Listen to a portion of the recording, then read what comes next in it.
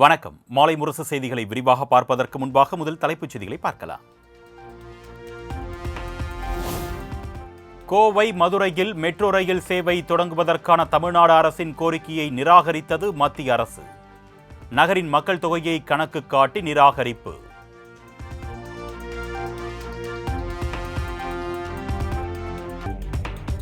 பாஜக ஆளும் மாநிலங்களில் 20 லட்சத்திற்கும் குறைவான மக்கள் தொகை உள்ள நகரங்களில் மெட்ரோ ரயில் சேவைக்கு மத்திய அரசு அனுமதி. கோவை மதுரைக்கு மட்டும் மக்கள் தொகையை காரணம் காட்டி மெட்ரோ ரயில் திட்டத்திற்கு அனுமதி மறுப்பு.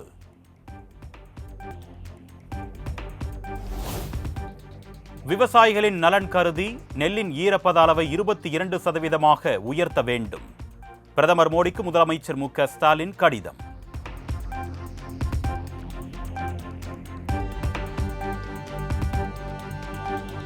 $25 கிலோ செறிவூட்டப்பட்ட அரிசி உள்ளிட்ட தானியங்களின் அளவை 50 கிலோவாக அதிகரிக்க வேண்டும்.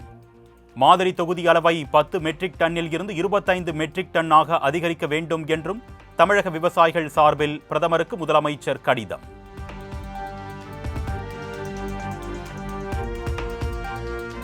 சூலூர், கிணத்துக்கடவு, வால்பாறை ஆகிய தொகுதிகளின் நிர்வாகிகளுடன் முதலமைச்சர் 1-to-1 சந்திப்பு. கோவை மாவட்டத்தில் அனைத்து தொகுதிகளையும் வெற்றி பெற வேண்டும் என்று திமுக நிர்வாகிகளுக்கு முதலமைச்சர் உத்தரவு.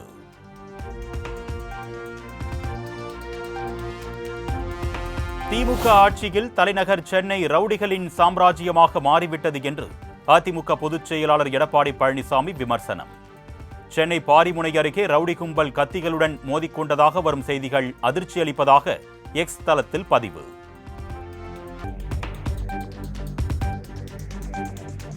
கோவைக்கு வருகை தரும் பிரதமர் மோடியை நேரில் சந்திக்கிறார் எதிர்க்கட்சித் தலைவர் எடப்பாடி பழனிசாமி.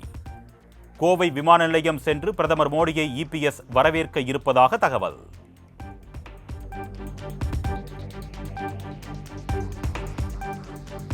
நாளை கோவைக்கு வரவுள்ள பிரதமர் மோடியை சந்திக்கவிருக்கிறாரா செங்கோட்டையன்?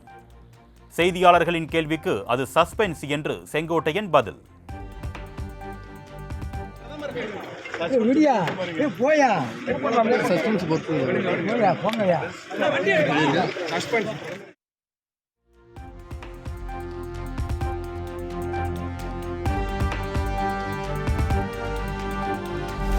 தூக்கி எறிந்த ரிமோட் மாநிலத்திற்குள்ளேயே இருக்க வேண்டும் என்பதற்காகவே திமுகவுடன் கூட்டணி வைத்தேன். டிவி மீது ரிமோட்டை தூக்கி எறிந்தது பற்றி மக்கள் நீதி மய்யம் கட்சித் தலைவர் கமல்ஹாசன் விளக்கம். நாம் கூடி நின்றாக வேண்டும். எதுக்கா நீங்க டிஎம்கேவோட போய் சேர்ந்தீங்க? நீங்க தான் ரிமோட் கண்ட்ரோல் எல்லாம் தூக்கி போட்டீங்கல்ல டெலிவிஷன் மேல. ஏன் நீங்க மறுபடியும் அங்க போனீங்கன்னா ரிமோட்டை தூக்கி போட்டேன், அதான் சொன்னேன், விமர்சிக்க உரிமை ஜனநாயகத்துக்கு உண்டு, அது தூக்கி போட்டேன். ஆனா ரிமோட்டை வேற ஆள் தூக்கிட்டு ஓடிட்டா. ஆனா அங்க போகக்கூடாதுயா, ரிமோட் ஸ்டேட்டோட இருக்கணும். கல்வியே அப்படித்தான் இருக்கணும். நாங்க நினைக்கிறோம் ரிமோட்டை கொடுப்போமா? நாங்க எடுத்துட்டு வா திருப்பி, பரவாயில்ல ஒழிச்சாலும் வைப்போம்.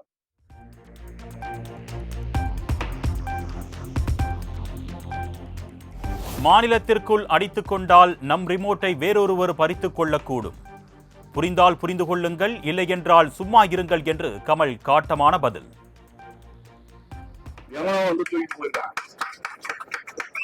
அப்படின்னு எடுத்த முடியல. இந்த அலையன்ஸ் புரிஞ்சியா புரிஞ்சுங்க, புரியல என்ன சும்மா இருங்க.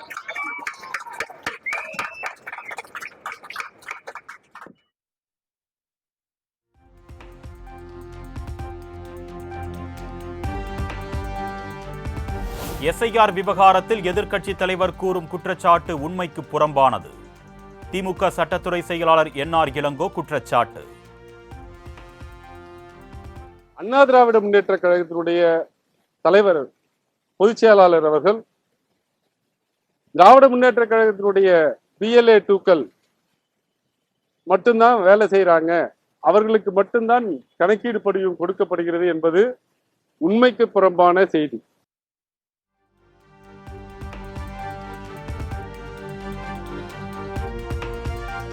எஸ்ஐஆரில் உள்ள பிரச்சனைகளை தெரிந்து கொள்ளாமல் பாஜகவுக்கு ஆதரவாக அதிமுக செயல்படுகிறது.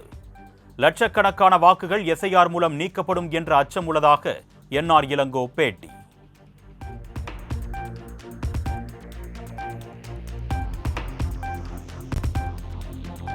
பீகாரை போன்று தமிழகத்திலும் எஸ்ஐஆர் நடவடிக்கைக்கு பின் பாரதிய ஜனதா அதிமுக கூட்டணி வெற்றி பெறும். முன்னாள் அமைச்சர் திண்டுக்கல் சீனிவாசன் பேட்டி.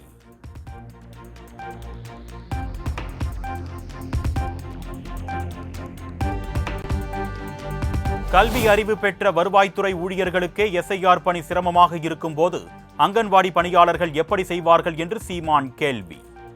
எஸ்ஐஆருக்கு எதிராக தமிழ்நாட்டில் திமுக கூட்டணி ஒப்புக்கு போராட்டம் நடத்தியதாகவும் விமர்சனம்.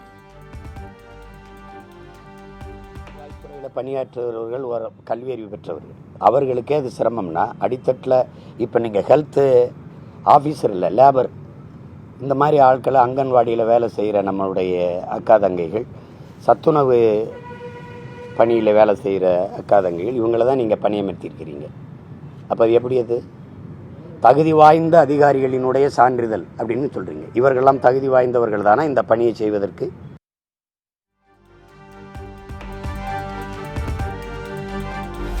எஸ்ஐஆர் பணிகளை எதிர்ப்பது போல எதிர்த்து நாதக, தவேக, அதிமுக வாக்குகளை நீக்க முயற்சி. திமுகவினர் மீது சீமான் பரபரப்பு குற்றச்சாட்டு. உனக்கு இங்கே ஓட்டு இல்லை, அப்போ நீ பீகார் மாதிரியே இங்கே வருவேன், வந்து இந்த திமுக போகும்போது ஒரு வேளை இந்த வரவேற்பில் என் படம் இருந்ததுன்னு வச்சுக்கிறேங்க, அந்த வீட்டில் ஓட்டு இருக்குமா? இல்லை தம்பி விஜய் படம் இருக்குது, அந்த வீட்டில் அவங்களுக்கு ஓட்டு இருக்குன்னு நினைக்கிறீங்களா? திமுக போகும்போது அம்மா ஜெயலலிதா படம் அல்லது ஐயா எடப்பாடி படம் இருந்தால் அங்கே இருக்குமா?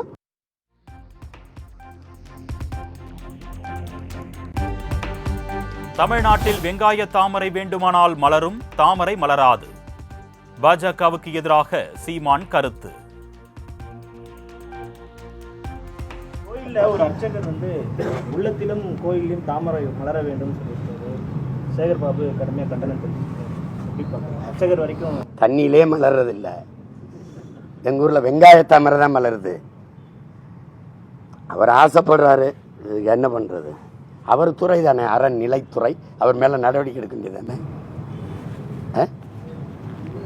சொல்லு, நடவடிக்கை எடுத்தால் கடுமையான பாஜக களத்தில் இறங்கணும் தமிழிசை மிரட்டல்.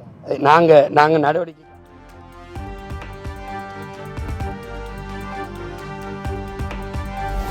சென்னையில் வாக்குச்சாவடி மையங்களில் எஸ்ஐஆர் படிவங்களை பூர்த்தி செய்வதற்கான உதவி மையங்கள் அமைப்பு.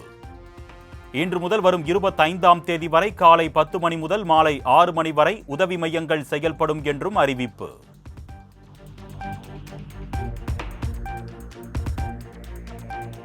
பழைய ஓய்வூதியம் உள்ளிட்ட கோரிக்கைகளை வலியுறுத்தி தமிழகம் முழுவதும் ஜாக்டோ ஜியோ அமைப்பினர் வேலைநிறுத்த போராட்டம். ஆட்சியர் அலுவலகம், வட்டாட்சியர் அலுவலகம் என பல்வேறு இடங்களிலும் ஆர்ப்பாட்டத்தில் ஈடுபட்டதால் பணிகள் பாதிப்பு.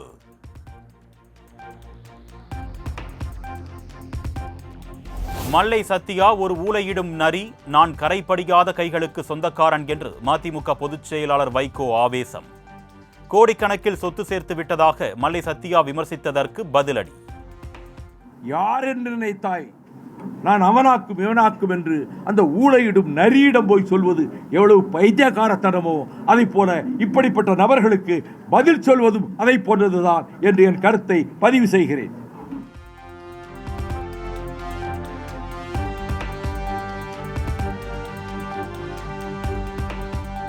திருவண்ணாமலை தீபத் திருவிழாவின் போது மலை மீது பக்தர்கள் செல்வதற்கு அனுமதி கிடைப்பதில் குழப்பம்.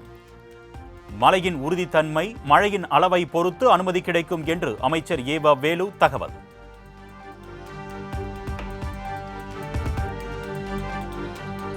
திருவண்ணாமலையில் கார்த்திகை தீபத் திருவிழாவை முன்னிட்டு தமிழகம் முழுவதிலும் இருந்து 4762 சிறப்பு பேருந்துகள் இயக்கம். தற்பொழுது 16 ரயில்கள் இயக்கப்படும் நிலையில் கூடுதலாக 16 ரயில்கள் இயக்கப்படும் என்றும் அறிவிப்பு.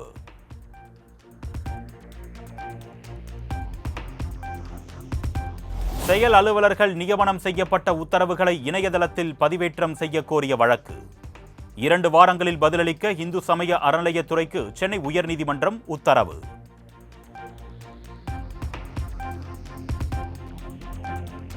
மதுரை, தேனி, தென்காசி, கன்னியாகுமரி, விருதுநகர் உள்ளிட்ட 8 மாவட்டங்களில் இன்று கனமழை பெய்யும். ராமநாதபுரம், தூத்துக்குடி மாவட்டங்களில் கனமழைக்கு வாய்ப்பு இருப்பதாகவும் வானிலை ஆய்வு மையம் தகவல்.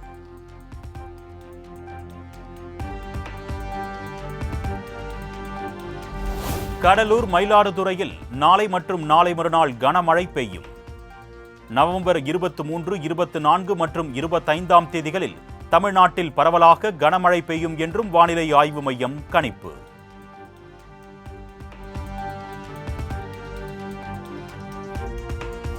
தென்கிழக்கு வங்காள விரிகுடா பகுதியில் நவம்பர் 22ஆம் தேதி உருவாகிறது புதிய காற்றழுத்த தாழ்வு. இந்திய வானிலை ஆய்வு மையம் தகவல்.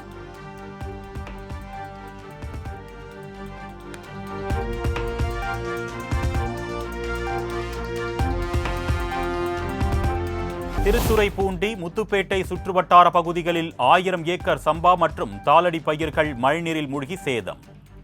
பயிர்களுக்கு உரிய இழப்பீடு வழங்க வேண்டும் என்று விவசாயிகள் கோரிக்கை.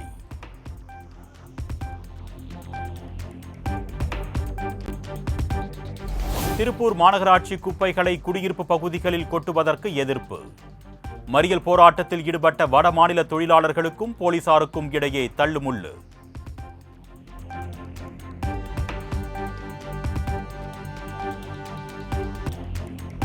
தென்காசியில் கொட்டி தீர்த்து வரும் கனமழையால் குற்றால மெயின் அருவியில் குளிக்க தடை விதிப்பு. ஆர்வமாக குளிக்க சென்று ஏமாற்றத்துடன் திரும்பிய பொதுமக்கள் மற்றும் ஐயப்ப பக்தர்கள்.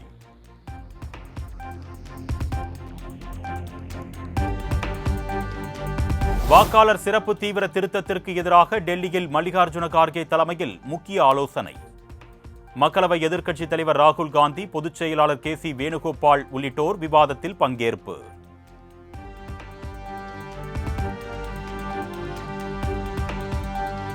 உண்மையான வாக்காளர்களை நீக்கவோ அல்லது போலி வாக்காளர்களை சேர்க்கவோ காங்கிரஸ் கட்சி ஒருபோதும் அனுமதிக்காது. SIR மூலம் பாஜக வாக்கு திருட்டில் ஈடுபடுவதாகவும் டெல்லியில் நடைபெற்ற ஆலோசனைக் கூட்டத்தில் மல்லிகார்ஜுன கார்கே குற்றச்சாட்டு.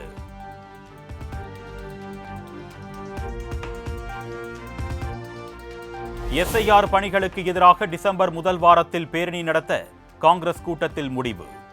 டெல்லியில் உள்ள ராம்லீலா மைதானத்தில் பேரணி நடைபெறும் என்று காங்கிரஸ் தேசிய பொதுச் செயலாளர் KC வேணுகோபால் அறிவிப்பு.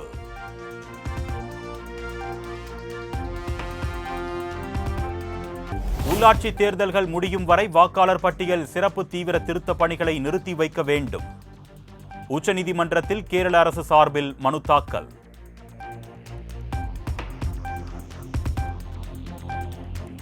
கடந்த 25 ஆண்டுகளுக்கு முன்பு பாகிஸ்தானில் கட்சி தொடங்கிய இம்ரான் கான் போட்டியிட்ட அனைத்து தொகுதிகளிலும் தோல்வியை தழுவினார். தேர்தலில் போட்டியிடுவது என்பது தனிப்பட்ட விஷயம் என்றும் பீகார் தேர்தல் தோல்வி குறித்த கேள்விக்கு பிரசாந்த் கிஷோர் விளக்கம்.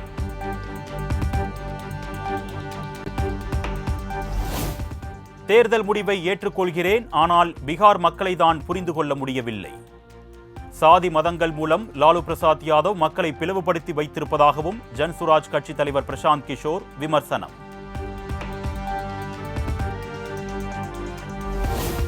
டெல்லியில் உள்ள நீதிமன்றங்களுக்கு வெடிகுண்டு மிரட்டல் விடுக்கப்பட்டதால் பரபரப்பு. 2 பள்ளிகளுக்கு வெடிகுண்டு மிரட்டல் விடுக்கப்பட்டதால் மாணவர்கள் மற்றும் ஆசிரியர்கள் சாலைகளில் தஞ்சம்.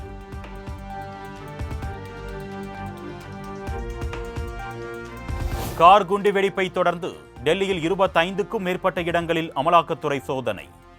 சட்டவிரோத பணப்பரிமாற்றம் தொடர்பாக ஹரியானா அல்ஃபலா பல்கலைக்கழகம் உள்ளிட்ட அலுவலகங்களில் அதிரடி ஆய்வு.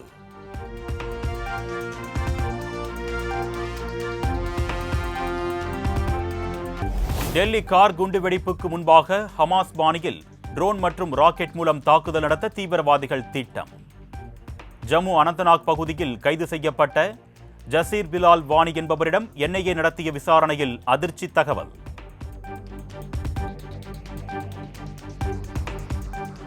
பாகிஸ்தானில் இருந்து வந்த 255க்கும் மேற்பட்ட ட்ரோன்கள் செயலிழக்கப்பட்டதாக சண்டிகர் எல்லை பாதுகாப்பு படை அறிவிப்பு.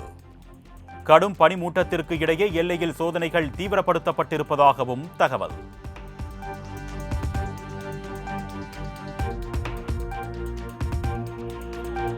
வங்கதேச முன்னாள் பிரதமர் ஷேக் ஹசீனாவுக்கு விதிக்கப்பட்ட மரண தண்டனைக்கு வருத்தம் தெரிவித்தது ஐநா.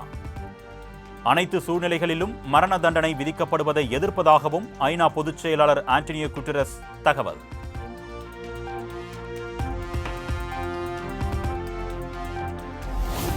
வாரணாசி படவிழாவில் ராஜமௌலி கருத்தால் எழுந்தது சர்ச்சை. அனுமனை நினைத்தாலேயே கோபம்தான் வருகிறது என்கின்ற கருத்துக்கு இணையதளத்தில் எதிர்ப்பு.